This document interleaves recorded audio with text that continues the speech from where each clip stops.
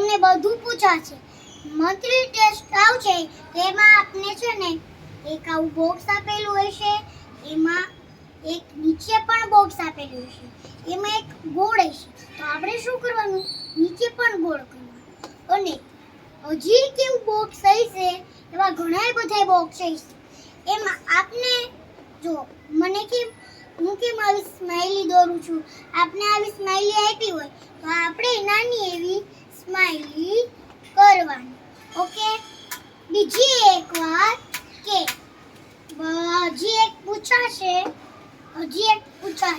કે આપને છે ને એક આવું હા યસ તમારું પેપર છે. ઓકે, ચલો ધ્યાન દો.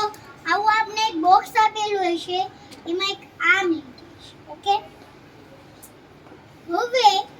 હવે હું તમને જેમ કહું કે 1 2 તો આ બે મીંડા આપ્યા છે, તો આપણે એની સામે 2 લખવાના.